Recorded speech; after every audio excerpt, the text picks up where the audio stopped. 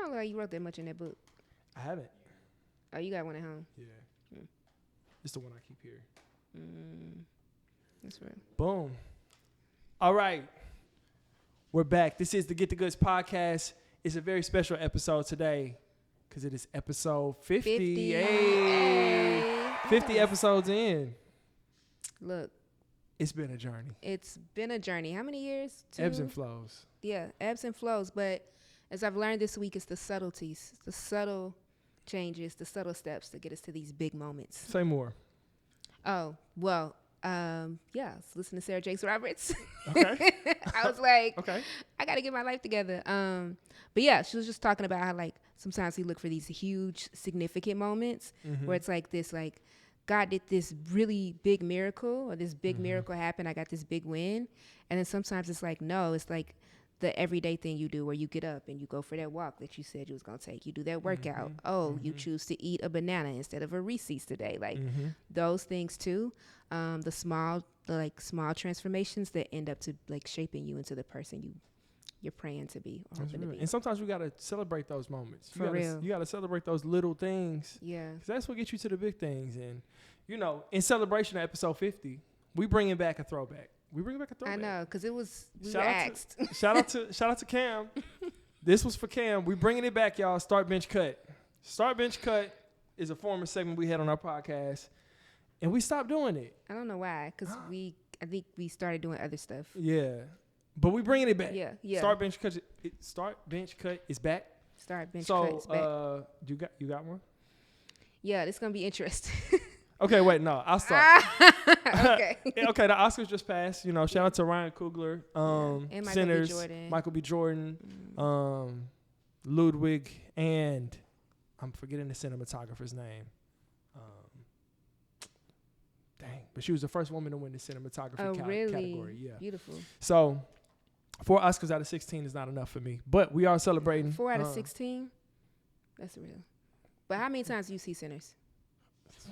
Right? 40. So we made up for it in our commitment. Yeah, you went platinum in the hood. Right. For sure. But yeah, okay, so we're going to go Ryan Coogler movies. All right. Star Bench Cut, Fruitvale Station, the first Black Panther with Chadwick in it, and Sinners. Ooh. Okay.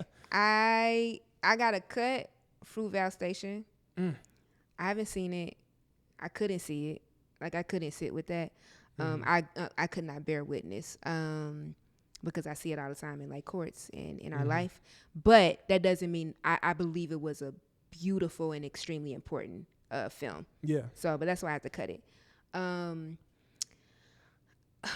I feel conflicted because I don't want to bench the first Black Panther because I want to honor Chadwick and what he meant to our people, what he still means to our people. It's a hard like one. As an ancestor, and it was such a beautiful film. We got so much out of that. Look, showed up full regalia. Look, it did. Y'all did. Like, it was such a beautiful movie. But I do have to bench it. Okay. I gotta bench it.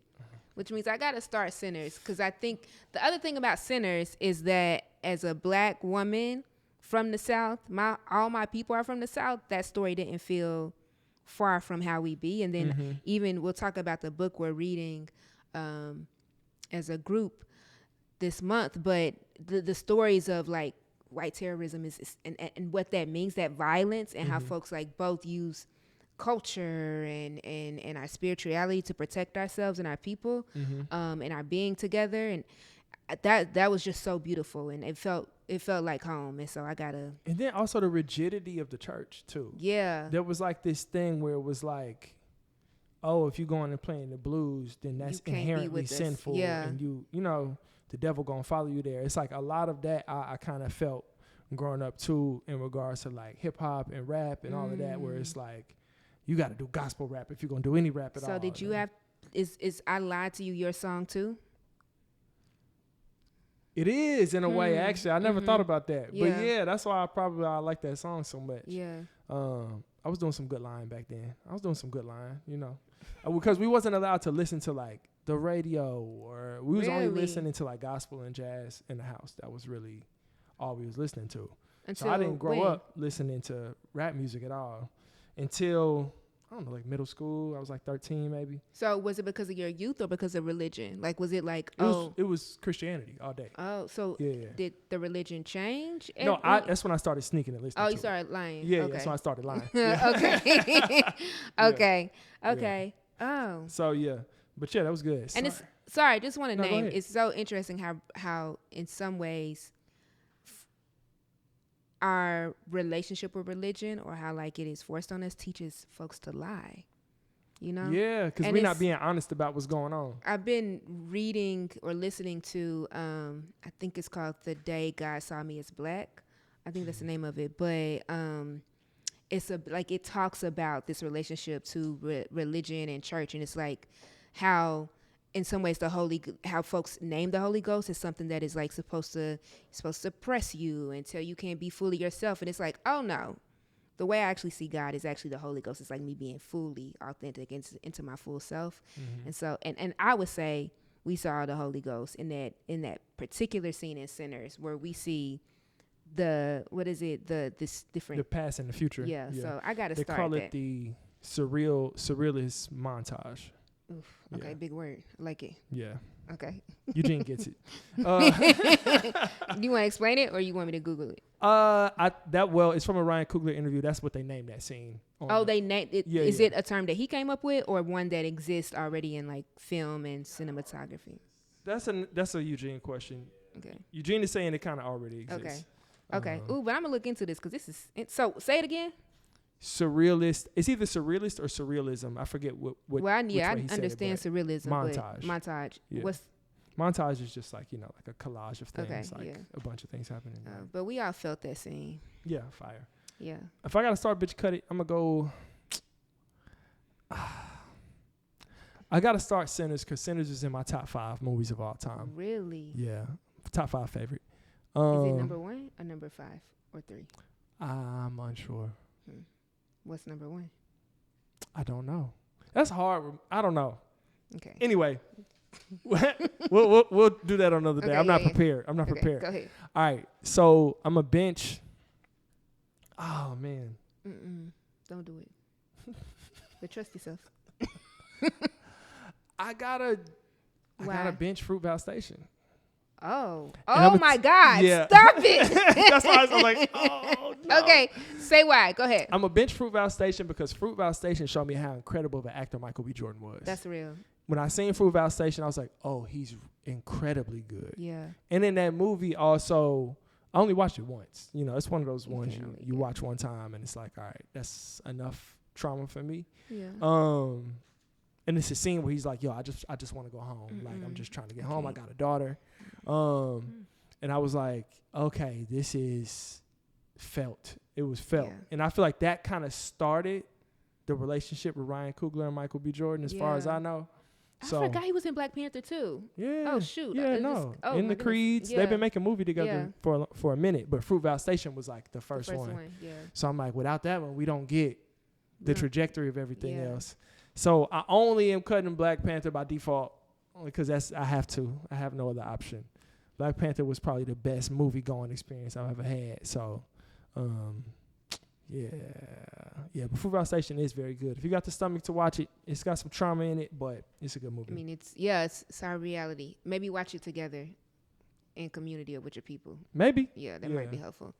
And then what I would do, when I'm have to deal with something like that, I'm like, okay, now I got to sign up to go do some organizing. Yeah, for sure. Yeah, you can't just sit on it. Yeah. Yeah. Okay, you want my starch bench cut? Mm-hmm. Jesse Jackson, Jamal Bryant, Al Sharpton.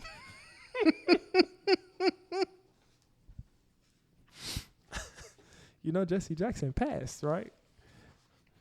It's complex. Living or transitioned is. So technically, he's still among us. Yeah. I don't want to be disrespectful, but what I will say, start bench cut: Jesse Jackson, Al Sharpton, Jamal Bryant. We only get one cut. Yeah, you only get one cut. Okay, I'm a cut. You know what? I'm cutting Jesse Jackson. It is what it is. If it's true what they said about him, If he did what they said that he did, he got to go. I don't know if he did that. God bless the dead. If he did what they said they did, it's a cut for me. Bench, and by what they said he did, if he had anything to do with the assassination of Martin Luther King, I cannot tolerate that. I don't care what he did after. I can't tolerate it. All right. Bench. I got bench Al Sharpton. He combed his hair back a little too much for me. And I feel like once you start combing it back, you done made a choice. You done made a choice. What's the choice? I feel like I've never met a black man who combed his hair back that loved black people. What? That's mostly same, huh? Because our hair don't grow like that. I don't see many men combing their hair back. I see people comb that in the men. Yeah. Who? I can't think of anybody right now, but I'm thinking about when I. Who got a comb back? Okay. I can't think right now of nobody that I can think of right now. I just feel like I don't like it. And then I'm going to go start Jamal Bryant. And I'm going to start Jamal Bryant. Why? This is a pickle. You going to do this too, right? Absolutely. Okay. I'm going to start Jamal Bryant because although I don't like the way he moving right now, I think he meet people where they at. He do. You see the Center's Easter flyer? he meet people where they at. He made a choice to use the pulpit to make a political position, which we don't see a lot of pastors of big churches do, and especially not in a way that contributes to any on-the-ground organizing. Now, in many ways, people feel like he betrayed that, and that makes sense to me because he's like not the leader of the Target boycott and kind of has proclaimed himself to be in many ways. So I'm not really rocking with that. But he got the Target thing popping. Like on a big scale, like a lot of people wouldn't even heard about it without that platform. So yeah, I'm trying to think of how I heard about it. And I be having my ear to the ground, but I think it was from him. I heard about it through Jamal Bryant. Yeah. So, and that's not to say. And that's for many reasons why we would hear this black man preach a voice over maybe some organizers in Minneapolis. Right. But, yeah. Okay, yeah. Yeah, but yeah, I got to start Jamal Bryant. That's a hard one. That is diabolical. Start bench cut. I'm so curious to your answer. What you got? Okay. So I'm going to cut Al Sharpton, right? Mm-hmm. Why? I think that what I'll say is I'll add in a little bit of context. I love that. In the way that we've been taught to organize and like systems change, our theory of change is that like it's not just like one leader, one person, although he does have an organization. Mm-hmm. And the other thing I'll name is that, and this is a little bit true, it's a little bit more true for Al Sharpton and what I know about Jesse Jackson, but just even some of the stuff I'm reading is like, some of it is more like my theory of change is like this whole system has to go, right? And at the same time, while we resist this system, we're also building up something new. And I'm not quite sure and convinced that Al Sharpton is in line with that theory of change, right? Mm-hmm. So that's why I had to cut him. Mm-hmm. Right, and based on what I know, right? If somebody else has different information, please share. Yeah. I will bench Jesse Jackson because my hope is that as folks become ancestors, they go through a transformation and they are more powerful on the other side, right? And it's like, my people need me to be what Marcus Garvey say? Look for me in the whirlwind. Right. When it get windy, my prayers to Jesse is there being more revolutionary. Okay, cool. Right? Yeah. That's my hope. That's what I'm like. There's a transformation that I hope happens in the ancestral realm. And the other thing I gotta bench him because it's just wildly wild to have like 7 funerals. Like, what do you mean? 7? Well, he didn't control that. I'm not quite sure he did. That's the You thing. think he asked for that? As a person who be writing out what I think my funeral want to look like, you think Jesse Jackson, leader, Rainbow Coalition, didn't think about what his funeral was going to be like? We'll come back to what you just said later. I'm curious about the start part. Oh, the start. Okay, you know, Jamal Bryant, African Methodist. I grew up African Methodist. So I want to honor that. I do think he is political and on the front lines in a way that we haven't, a lot of churches are not. And I think that's important. Just about every other Sunday, his church is giving away the scholarship to some black kids to go to some college. That's important. They giving away food. Material wins. Like there's a lot going on. And I think that even when I think about Al Sharpton, Jesse Jackson, Jamal Bryant, myself, you, whoever, is like, we are complex people. Yeah. We are imperfect. That is who we are as leaders. But I think the most important thing that I look for in, you know, organizers and movement leaders, whether it's like, you know, civil rights movement or it's black radical tradition, is the ability to be accountable and be in community where I can look you in your face and you can tell me, Erica, that ain't it. And I'd be like, hi, bruh, that's the community agreement. Like, that's what I'm looking for. And so, but that also makes room for me to not be perfect. And the other thing I say about Jamal Bryant is that Sister Reach is a reproductive justice org out of Memphis.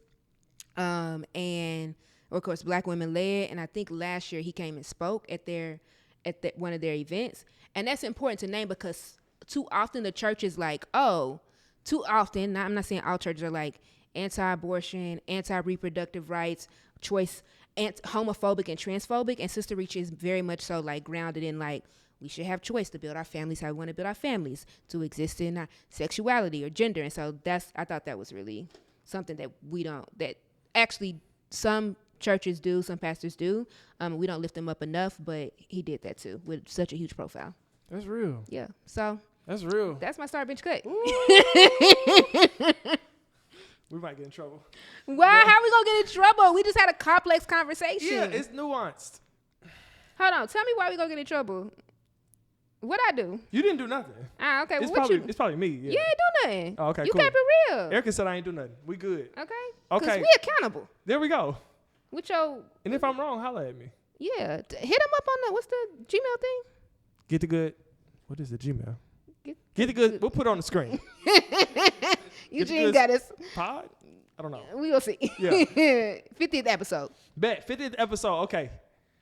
Who you want to be by the time you 50? Ooh. What I want to what? When you 50. When I'm 50? Yeah, just on we 50th episode. I want to have full head of hair. You better stop lying. And it ain't gonna be combed back. Did you miss that? You better stop lying, because they said the people who be lying, that's why their hair be going like that. I'm joking. No, I love all heads, so everybody know. I mean, no. Hey, yo. Okay. At 50, I gotta say this. At 50, I would like to still be engaged with like organizers, younger organizers on the ground. I want to be sharing wisdom, lessons, all of that. I want to be healthy, active. I want to still be boxing. I want to still be running. Mm-hmm. I want to have all of my fingers and toes. You know what I'm saying? I want to be healthy. And let's see. If I don't have no kids now, they're gonna be. I wouldn't be a granddad 5. yet then, probably. Yeah. I'd just be an old daddy.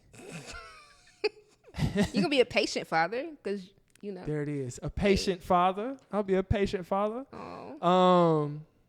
And I want to be fly. Like I want to be 50 and like still putting it on. For sure. Like shout out to Andre Churchwell. He over 50, but he been fly for a long time. Okay. I like that. What you want to be at 50? I want to be traveling across the world, like for sure, in rooms like this where it's like, ooh, what y'all doing? Like, how can we support? How can we throw down? Where are we? Like, just building new worlds with people. Definitely like traveling and things like that. And then like you said, still in community with young people. Hopefully they training me, we training them, like all of that. And then I want to have also beautiful hair. And have can't be lying. I guess I have a kid that's like maybe 10 by then, so Travel might be a little different with a 10-year-old. So we'll see. Young mom. Or 12, 14. I don't know how they're going to be. But we'll see. 14, you say? Whatever. Any announcements? Dun, dun, dun, dun. Yeah, nah, I want to be doing that. Ooh, and maybe I do want to be a preacher. Pastor Erica R. Perry. Amy? That's a lot to be Amy preacher, but it's a commitment. No, you got to go through a whole courses. I believe it, yeah. So, I don't know, maybe. Okay, yeah. all right. Do something different, like an artist, like, you know. Be an artist? Yeah, like what would be the art form? I don't know. Like, I got the Ava Hair Today film. So director. Yeah, she directed. Yep. Maybe that. Or could I do something else? You could do whatever you want. Yeah, that's what I'm saying. Like, I don't know. I think it's so fun to be like, oh, I just want to change my life. So. No, that's fine. Yeah. Word. Okay. So where was we going? Oh, this day in history. Oh yeah. Right. Speaking of history, yeah. Yeah. Or speaking of the future. Speaking of history, a paradise, the future. You know, because paradise is. They said it's a time. It's about timelines. No. Yeah, you ain't been saying that on Threads. Oh, I haven't. Yeah, no. It's about time travel. So that's why you haven't seen that? I haven't seen time travel in the show. They constantly going to the future and back into the present. Like the flashbacks? Yeah, but they said it's time travel. You gotta get on Threads. Okay, all right. On this day in history, we'll go to you for the first history lesson. Of the day. Yeah, because I got it written down. Yeah, you got a good one. I got a good one. Okay, March 22nd, 1873. Spanish abolished slavery in Puerto Rico, and so, but. Y'all, that's why we have to be consistently committed to like being anti-capitalist, to making things right, to Black liberation, because they abolished it and they were like, but the owners were compensated with like 35 million pesos or coins, and then the people who were enslaved, formerly enslaved, they had to keep working for 3 years to like, I guess, help so that the plantation owners could like transition. So they gave them a slavery transition plan? Yeah, right, exactly. That's why I'm like, but that's just crazy. Makes me so angry. That's insane. But yeah, 1873, which is like years after so abolition in the United. Yeah, they did. Really, people weren't free until 1876. Yeah. Yeah. So that date is not correct. Right, it's not correct, but that's what they wrote. That's what they have. And then of course, in I think not too many years after Puerto Rico would become a colony of the United States. And so, yeah, and folks are still struggling. Yeah. Folks are still organizing to free Puerto Rico. Yeah. Word. Okay. Well, before I get to on this day in history, it's connected. So, in 1955, Rosa Parks refused to sit on the bus, right? Which the internet will say that led to the Montgomery bus boycotts, but you have some additional context too, right? Where it was like there was things already in motion. Right. Yeah. There was organizing happening on the ground. That was going. Well, she was a part of that. She was a part of that, yeah. And it was somewhat a strategic move, to build steam for the movement. That's in 1955. 44 years later, March 23rd, 1999, Outkast releases their single "Rosa Parks," and I have always loved that song, and I never understood the verses. Yeah. So I was reading the lyrics, and they released the song or the album? The song, Rosa Parks. Yeah, it's a single. I know you like. Is that how the song goes? Aha, hush that. Okay, fuss. there it is. Yeah. Yeah. Okay. Stimulate the left and right brain for those that know. For those that know. So in the lyrics, I never really understood what they was talking about because it felt like they were speaking in code. And I was like, this is some real like 90s Atlanta. Like I do not understand the lingo. But if you read Andre 3000's verse, it's like this correlation of like change needing to be happening and him not liking the current state of the way things are, which connect to the Rosa Parks like metaphor. So he's talking about like buying a CD and listening to it and being like, man, this CD is not it. Like this is not what I want to hear. But being from the South and being like, it's difficult for me to like get on as a rapper from the South in the 90s. As we know, Outkast would break down a lot of barriers for, hip hop music coming out of the South. And that's kind of like the correlation between Rosa Parks. So I was like, I guess it's called Rosa Parks because the bus thing moved to the back of the bus, but it's really about having a struggle, being from the South, not liking the current state of the way things are, and trying to do something to change that. And that happens in March?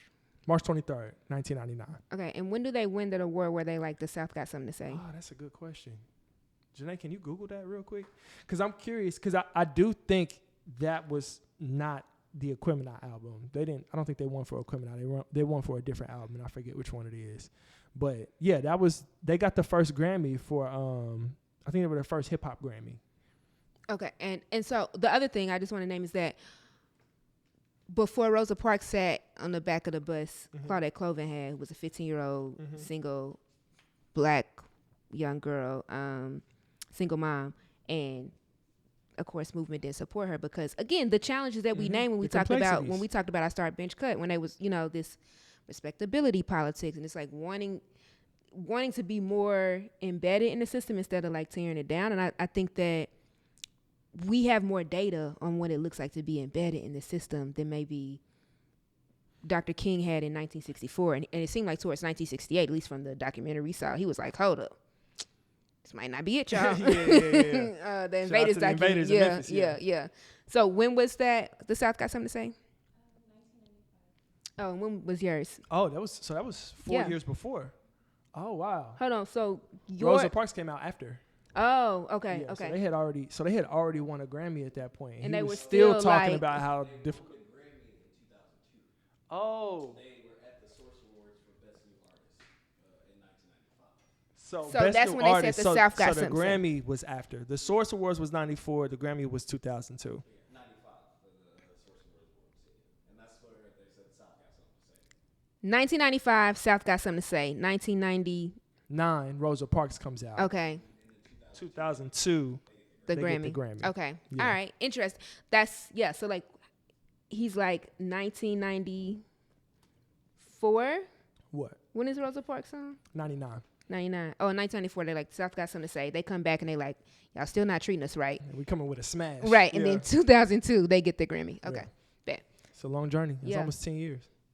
Shoot, look, the subtleties. Yeah, but also something I was thinking about too in what you're talking about in the Claudette Cloven. How much do you think that had to play about a big strategy of the civil rights movement was to get media attention, right? And maybe they know how things play in media because we experienced that here too, where it's like the news or the news channels, the newspapers, whoever it may be that we're trying to get coverage with.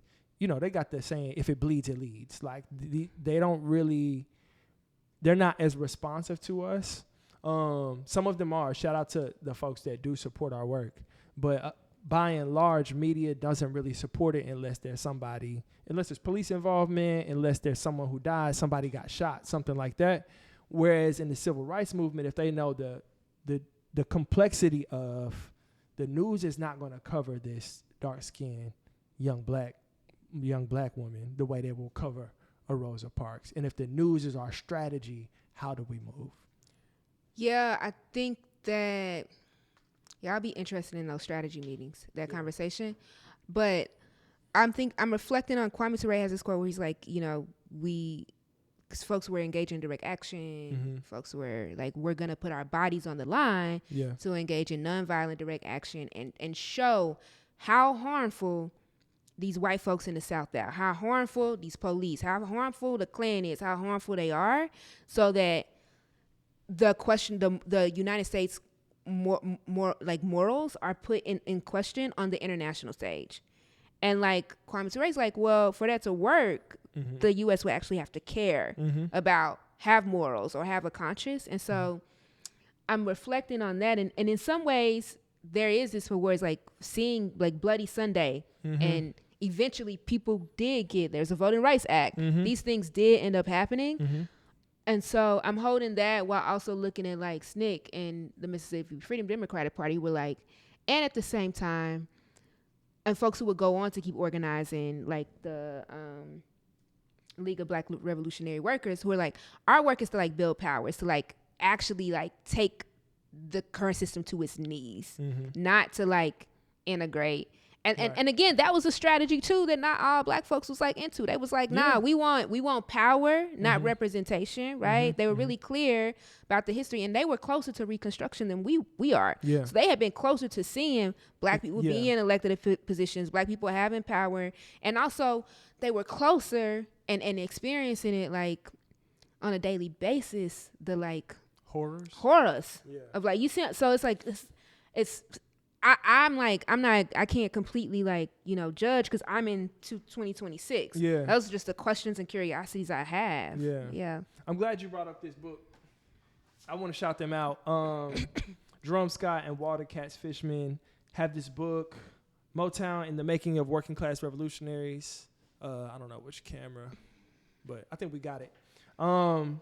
But yeah, this book is the story of the League of Revolutionary Black Workers, and I'm hyped because they're coming to Nashville March 30th. They're going to be at Fisk University, and I'm sitting on the panel to have a conversation with them. So we've been reading this book with some folks in our organization and learning a lot. Yeah, so much. Ooh, there was one line where he's like, they're talking about why we have to write this story, why we have to tell our story. And he's like, yeah, folks know about SNCC and Black Panther Party. It's so good. I wish I brought my book out here. Yeah. But he's like, yeah, of course the system, right, is okay with you learning these things because you apply that same strategy now, it's not going to work. Yeah. But he's like, if you apply this strategy, it does, right, begin to create some systemic like breakdown and make the system more vulnerable. And so I'm interested in that conversation and like reading more and learning like, okay, so say more. What do you mean?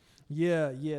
That's in chapter 1. I was trying to find what page it's on, but there's so many things that I wanted to. I'm gonna hit a few of these things and then we'll save the rest for the panel. But we'll start at the beginning. But come to the panel, y'all. Yeah, come to the panel March 30th at Fisk. Here it is. It's on page 8. It says, if we promote the Panthers and say that's the way to organize, what if people organize another Panther party? They're doing that today. Or what if we promote the Student Nonviolent Coordinating Committee, SNCC, and people are organizing a new SNCC? It's not a coincidence that the media promote organizations that wouldn't have that much of an impact if they were recreated. And I was like, yo. I said, I need to know more because what? And this book is my first time hearing about them. Like I didn't know about this. And the book largely talks about organizing folks that work in factories, in the automobile industry in Detroit. And particularly from like they were Marxists. They were like our base may be one, but we were clear. We were clear. Exactly. Like that was their thing. And they were becoming more and more astute politically in the time of the civil rights movement, also the time in which the automobile industry had never been so big, and it is a part of the global market for the United States. So if you can control laborers, or not even control, but organize laborers, then you can control the economic impacts that can have for the country of the United States. So it's a really important read. I'm gonna just see if I can find one more thing in here. What's the part we were talking about it where he's like, it's the ebbs and flows? Are you going there? Yes, I know. I have that. Yes, in ebb times. Yeah. It's early on in the book, like page 6. Oh, early in the book. Yeah. Okay. So, it says, we have learned it is easy to be a radical in revolutionary times, but it takes theory to be revolutionary in ebb times. And the central question is how much power the working class will have when robots and AI are dominant in the production process.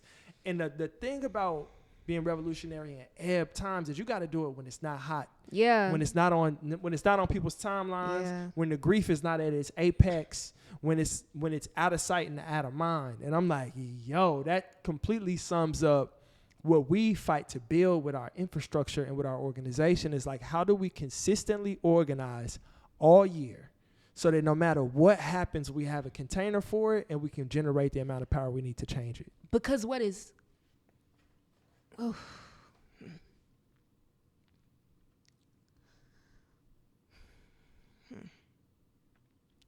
My issue, or some of where we are, is that there are two things that we saw happen. We saw uprisings in 2020. Yeah. We started in 2020, and a lot of folks were like, okay, we'll see y'all later. Like in the sense that like they didn't think we would be here. BNA, For sure. SMC would be here. Yeah. Because I think folks knew, okay, after this big moment, people are gonna go back to where they were.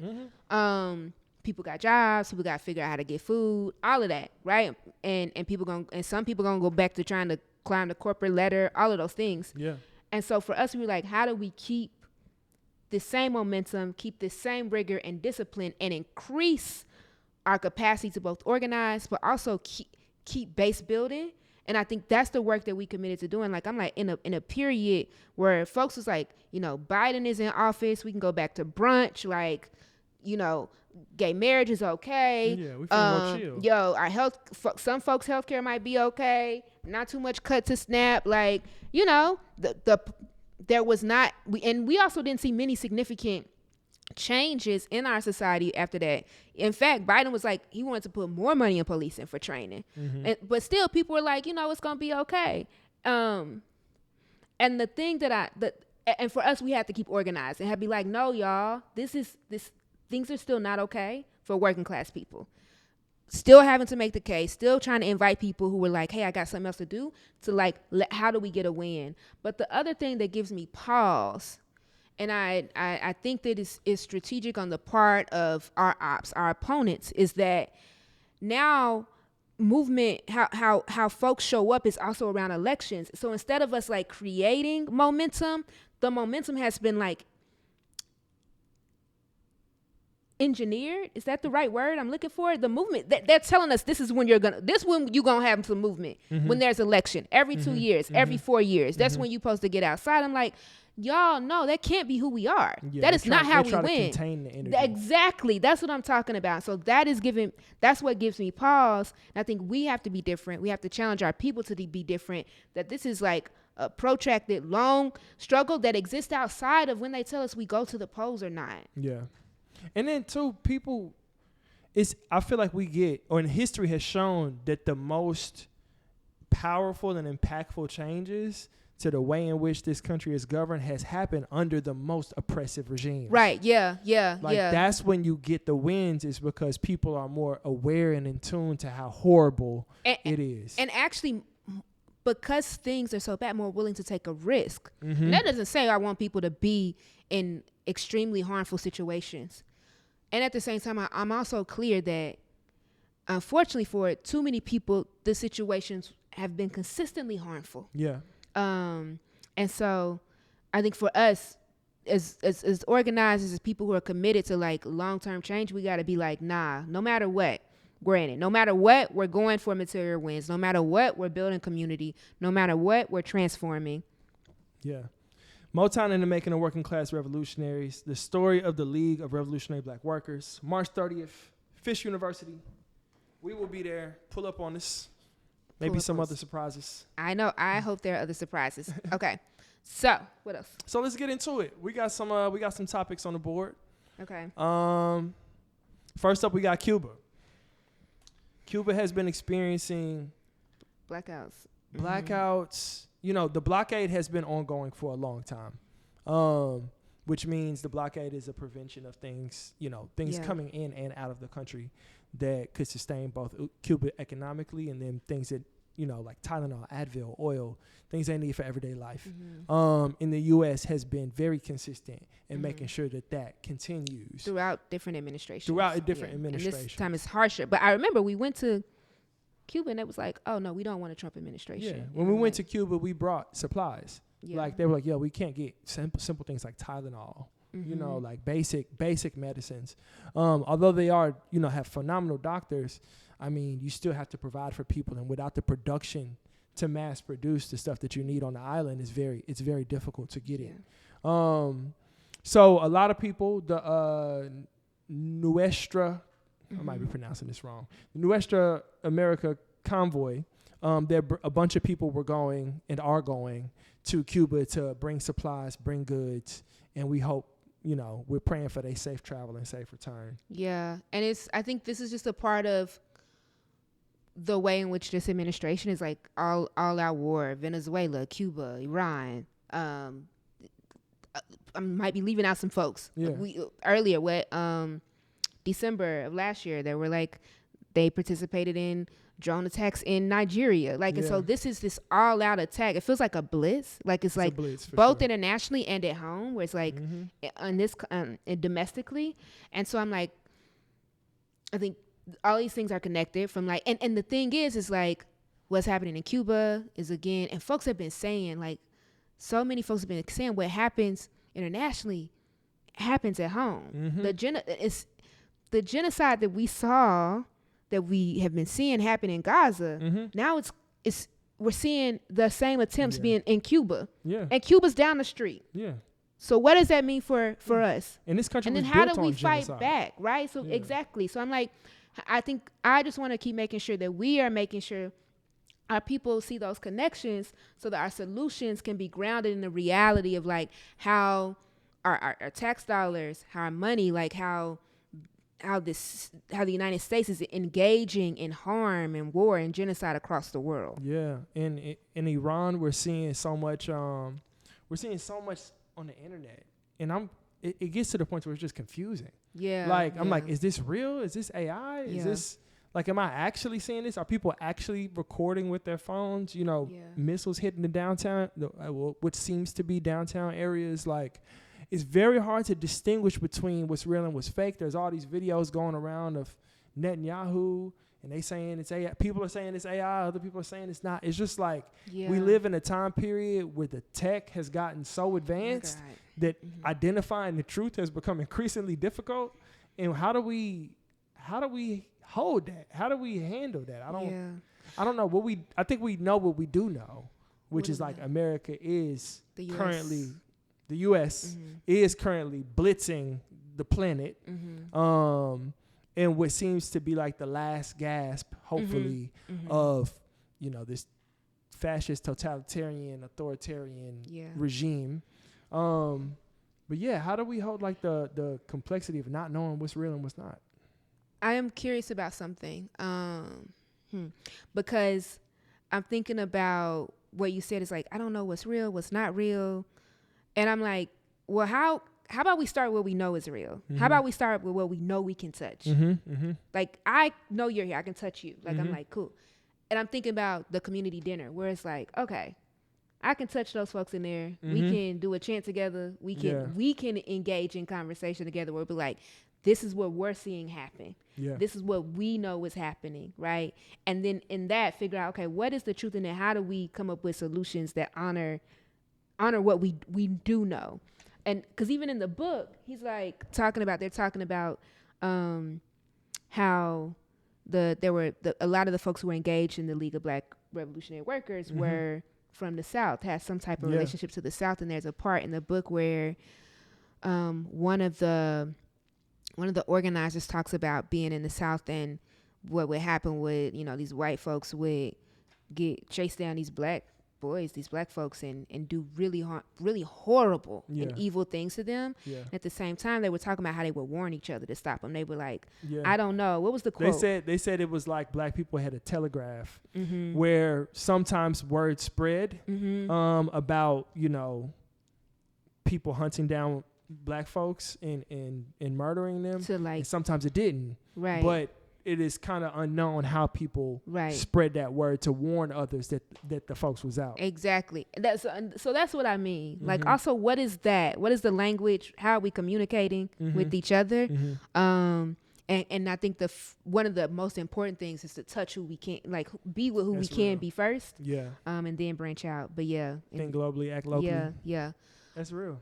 So we also got, just speaking on some like what's going up, the locally judicial elections coming up now we got quite a few local elections in Tennessee and in Nashville, and there were some primaries that happened in like Chicago, like Jesse Jackson Jr. He ran in the primary in Congress in Chicago. He lost, but and of course we're seeing that, and he was already running before. But the other thing is folks are seeing AIPAC get some losses in some places and some wins in other places because they're spending a lot of money, but they're also putting their money in other PACs. Like, they'll say elect women PAC, but it'll really be AIPAC. Oh, wow. Yeah. And so this identity, this confusion, it's like, oh, well, they're a black woman and they say they from they from the area. They must not be that bad, but whole time they voting a certain way. And so folks are calling that out across the country. And so just naming that. But the other thing is we got these going on locally, judicial elections, school board elections. Of course, like some house elections are going on. And then there's the governor. There's an election to select the new governor. So all that's happening in Tennessee. Yeah. It's a lot. I know. There's some really harmful bills out there too. Yeah. One of them is HB 0793. It's the bill around students having to have a documentation, immigration status being documented by the school. And we know that's harmful because we know, there's no pure intentions here. We know that they're running a blitz right now. I just seen something yesterday about a bill that's being proposed in Tennessee that all Tennessee colleges, like publicly funded institutions, have to have some form of like memorial to Charlie Kirk or something on campus.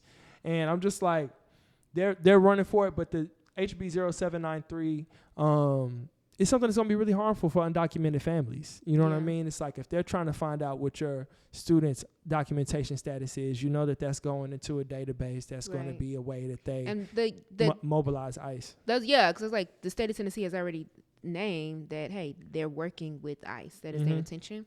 So that's really important. I know, our students are speaking out about it. We have a petition and some stuff going that we invite people to sign. We have a mass meeting coming up where we're coming and being like, how are we going to support each other? How do we fight this? We invite folks to this on March 28th. Correct. Yeah. So yeah, y'all, it's a lot. Any wins? Well, actually, Free Hearts got to win. Okay, let's talk about Free Hearts got to win. They got a bill passed. I think it had been like years in the work, but they got a bill passed that would make it a little bit. So just a little background. Over 400,000 people are disenfranchised in Tennessee, like can't vote because of felon disenfranchisement. And so their bill works to make it provide a little bit more ease for folks to restore their right to vote, which is, and it's so difficult to restore your right to go vote because it can be difficult to get your record expunged too. Yeah. And so they passed a bill that helps to take down some of those barriers, and it's likely, if it's not already, going to be signed by the governor. And so shout out to them. That's really great work. Big shout out to Free Hearts. That's really great, important work. Yeah, yeah. So what else we got? Shout out to another win, Oscars. They didn't win as much, okay? Michael B. Jordan got him one. Yeah. Ryan Coogler got something. How do you feel about one battle after another getting Best Picture over Sinners? This is a tragedy. It's a tragedy, but it's the Oscars. Like, I get it. I'm like happy for Michael B. Jordan and Ryan Coogler, but like, again, yeah. That's who they are, right? And one battle after another. I just got to say this. Tiana Taylor, I love your album. Bed of Roses is my song. I play it 5 times a day. And one battle after another cannot be it. It cannot be it. And they celebrated that. They did. It was kind of nasty. Yeah, it's very nasty. It almost felt. It feels gross to me to go to them and expect them to do differently, though. It feels like the antithesis to what Sinners made us feel. Absolutely. Like, it is the opposite feeling. Like, where Sinners were like, you feel like the story of our people is being held and revered in a way that's like historic and admirable and inspiring and just like all of these things. And then one battle after another comes through just like, yeah, we're just going to demonize people and call them like didn't they get all the other black women arrested in the place? She was a rat. Yeah, it was a bunch of and rats. And her daughter did rat stuff too. Unprincipled behavior, literally in bed with the ops from the jump, from the get-go, first time. Okay. Yeah. So I'm not really hype about that. I understand that movie making and all of that. I guess the movie was well made and everything, but it was a horrendous. Because somebody made me go see it. Because of this, so that we could do what we're doing now. You're right. See what I'm saying? It paid off. I'm looking in the movie because you didn't tell me why. And I'm in the movie like. And it was why am I here? And you didn't even warn me. You didn't warn me. I'm still mad because then Tiana Taylor, we love Tiana Taylor and everything, but like they in the interviews talking about like, that's what made me Shakur sick and to my stomach. All these people, I'm like, bruh.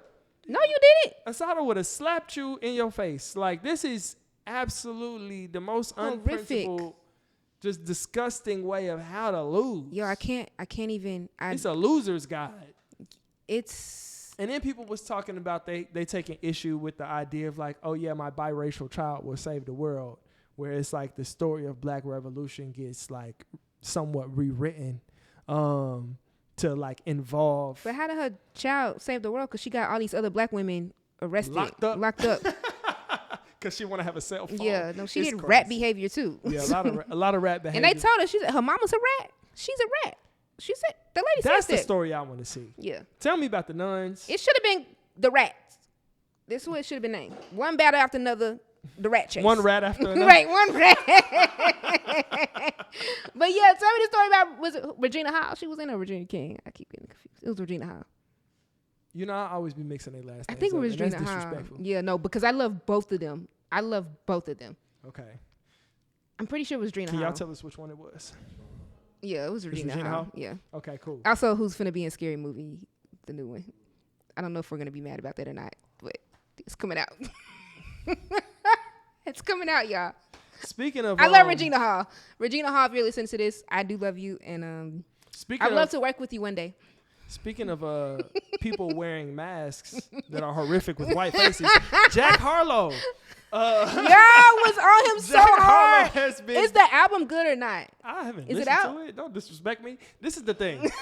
This is the thing. And nobody wants to talk about it. What is it? Where's Drewski at? Nah, for real. It's his time. Drewski, come get It's your your mans. time. It's your Drewski, time. come get your mans. Y'all went all trigger happy with the cookout invites. You got to be accountable for this man. Drewski got to pull Okay, your man what to did the he side. do? Tell me what he did, because I only saw the memes. They saying he colonized Neo Soul. Okay, but what did he do? Y'all not telling me. He made a Neo Soul album. He said, Jill Scott, I'm next. He going on Said, tour with Jill I Scott. like that. He going on tour with Jill And Scott. then he went on an interview and people was like, normally, you know, after white artists see success in hip hop, they go to pop or whatever. He's like, yeah, I got black in it. Stop. Why would he Drewski? say that? Drewski, get your man. Why would he say that? White. He white. Why would he say? Why would he think he can say he get blacker? I don't know. That's why we got to find Drewski. You got to be accountable. So that's really him in them pictures with the Yes, that's real. See what I'm saying? I don't know what's real or not. Dang, so he made a Neo Soul album for real. Yes, it's called Monica. So he got. People talking about my Monica. Why did he say it's called Monica? I don't know. Do he got a woman, black woman he used to love named Monica or something? I don't care Which still what he sounds had. one better. You know what he has to do? Atone for this. That's what he has to do. How could he atone? He got. I need to see Drewski, Jack Harlow, and Jamal Bryant have a conversation They will do about that. what they gonna do for the black community. Because I need all money from this album to go towards Is it gonna get that much money? D'Angelo's family, That's real. Jay Dilla's foundation. I need all the money you made from this. It can go to Questlove school needs music. 50% of your publishing off the wham. Why? But also, you got to know people producers helped him on that too. He probably had background vocals. Okay. Yeah, a lot of people participated in whatever that is. In this atrocity. I might listen to We it. got to hold somebody accountable. Okay. You know who? Who? Drewski. Drewski did this. I didn't even know they was that cool. This is Okay, we'll move forward. cool. Target. Is the boycott over or not? I'm not going, and I don't like Target. Once I get mad at something or upset, I'm It's never over doing with. it again. It's a wrap. Once you Target will corny- never see me. Yeah. I moved my whole pharmacy away just to not have to be in Target. No, Sound like it ain't over. it's a wrap for me. I'm spending forever. Yeah. Now, you can't go in there and steal. Right? I would not say that. If you go in there and steal, I wouldn't be mad about it. Is that better? I don't encourage people to steal. You want to talk about the Buchanan overlay? Yeah. Buchanan overlay. Nashville, Tennessee. Nah, but yeah, Okay. But what happened? So, okay, give us the back. Is there a backstory to this? It's a little bit of a backstory. It's a 3-month year. This a 3-month process, right? It's been Started in January, didn't it? I think it started in January. Yeah. I think that sounds right. So it's a nightclub on Buchanan Street, Buchanan historically But black. nah, it started before that. Because when did it burn down? Which one? There's a nightclub on Buchanan. No, I'm saying it. That time it was Different club. Hold up. No, Minerva burned down. Minerva did burn down. That's what I'm saying. You said a nightclub on Buchanan. So I'm saying it started before that. Kind of The overlay did not. But the story. Okay. Maybe. I don't know. All right. There's a nightclub on Buchanan. The issue is it's in a residential neighborhood. This neighborhood is historically That's what I'm black saying. area. It started before that. You can tell the story. Nah, I'm just saying. I just want to start before that because I think where you going is that there are some clubs on Buchanan. Quiet as a cat. My daddy used to work at a grocery store on there. It was called Jones when I was little, and then I went to school out in Wharton. So people are upset. Some of the residents are upset because they're like, we can't sleep, and then they put Airbnbs out there too, right? So that's why I'm like, there's a history that happened before that. First, you see North Nashville being folks gentrification, right? Mm-hmm. Then at the same time, there are residents who have been able to hold on to it. Some of them happen to be a little bit older, right? That's one piece of it. Then the other piece of it is the nightclub burns down, I think either on July 4th or Halloween. It's one holiday or something, one of those days. I think it was Halloween. It was sometime. I don't know. I'm not sure. But again, so then that's also something that people got to look at all the time. And so just naming that. Yeah. So the overlay, there's a nightclub on Buchanan.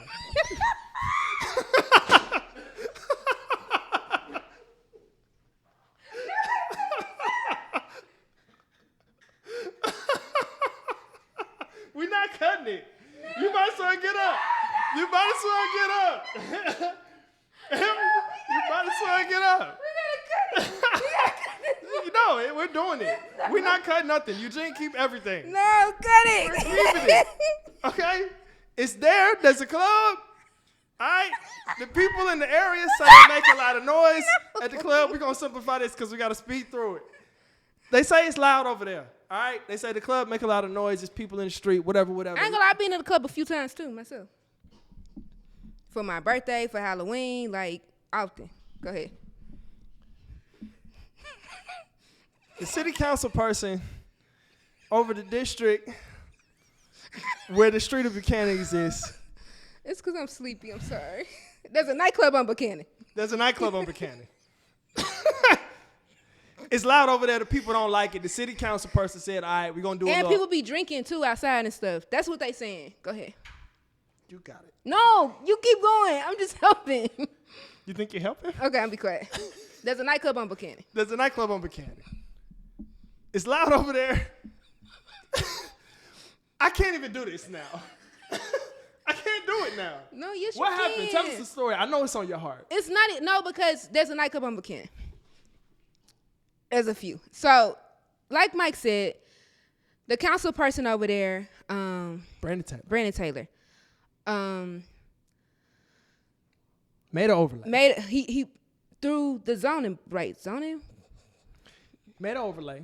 Has to go through zoning commission. Yeah. Right. An overlay basically creates a level of restrictions or some set of rules that apply to the area. This is a very oversimplified definition.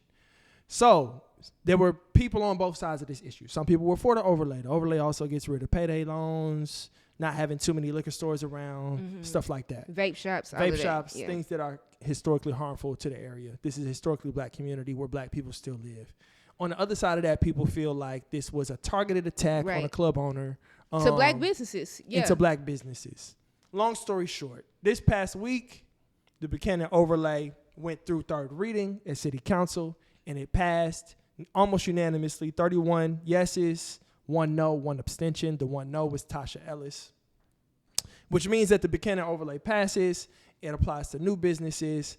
And the old businesses are grandfathered in. The old businesses can continue to operate the way they've been operating. I'm curious about how that is defined, right? Because it's like, do you have to own the building, or is it like, is it you pre-existing as just a business, or is it like you have to be coupled? Yeah. But the other, go ahead. I'm unsure how they define it, but I'm sure it is in the we can overlay ask language. And come back to it. Yeah. The other thing, though, is what is actually really interesting. That's why I'm like, folks know how to show up. Is folks went to that zoning board meeting after being, and y'all talked about the city council watch, talked about media literacy and how we got to be really like, we got to look into and read it. That's why I was like, I got a question about the overlay and what it means to be grandfathered in. So folks turned out to the zoning board meeting to speak out. Yeah. And I think the interesting thing is there was a lot of noise and a lot of like energy around it. I think it's a case study on how we have to see our demands through to the finish line. Regardless of which side of the issue you stand on, there were folks that were against it. And that noise was very loud in the beginning of the process, and towards the end of the process, that noise kind of died down, and there wasn't a lot of public support or public influence in the room this past week at City Council. Now, that may be for a plethora of reasons. Yeah. Maybe folks have changed their position after learning more about the overlay. Or they figured out who's going to get grandfathered in. And they're like, okay, this doesn't impact me the way I thought it did.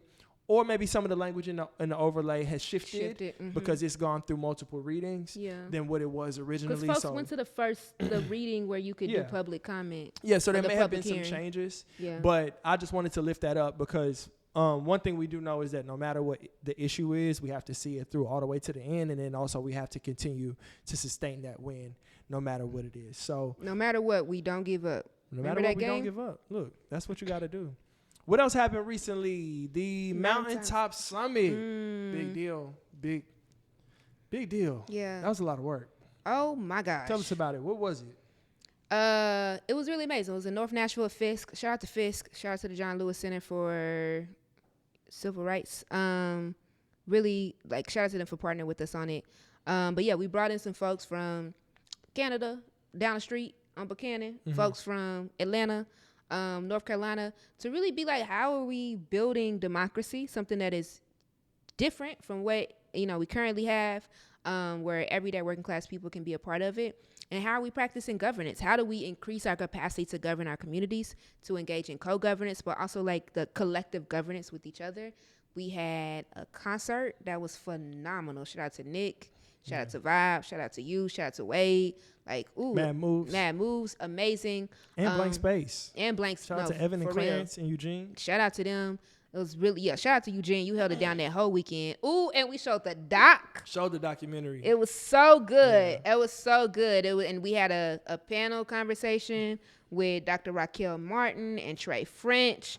We had workshop, Stop the Bleed workshop. Go look at the video on YouTube. But it was so good. Mike, you did a phenomenal job. Like, thank you so much. The thing is that Mike is like the arts and culture director, so he really leads in like our big events. He led in the production of the documentary.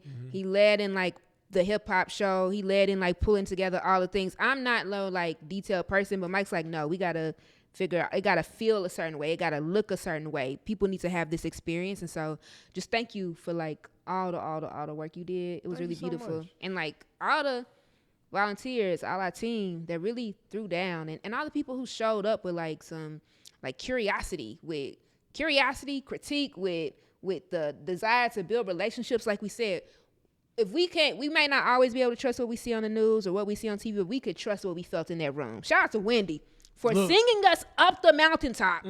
Okay? And into our vision and imagination. Yeah, that was beautiful. Yeah. No, that was, I don't think I can add nothing to that. That was beautiful, man. We do have a recap video on YouTube. Check out our YouTube, Southern Movement Committee on YouTube. And you can get a glimpse of that feeling and that experience. Coming up, we're going to Atlanta. We're going to be in Atlanta this weekend. What we doing? We are training young people with Southern Center for Human Rights and Just Georgia. We're doing our training is focused on community organizing and the history of organizing, particularly like young people. And then also we're going to be talking about co-governance and the varsity spending plan, and we're showing the doc. So the doc is, if you want to, have a show under the doc, hit us up. Yeah, if you want to screen our documentary, we are available. If you got a film festival, let us know. We'll send it in.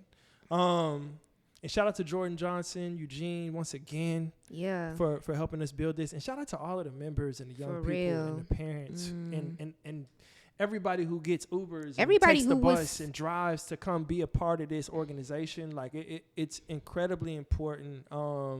and it does not go unnoticed that it takes a lot for people to come in and participate in this space and to build power collectively. So we're just deeply grateful to all the people that are involved. Yeah, some like the way we build something different, the way we like save our families, our communities, the way we practice the solidarity that we need with folks across the country is like in community. It's like those relationships, those conversations that y'all form in the men's circle, the work we do with our youth assembly, the folks who we eat together at the city council watch dinner, like all of that is a part of like world building. And so yeah, I'm extremely grateful. Yeah, dope.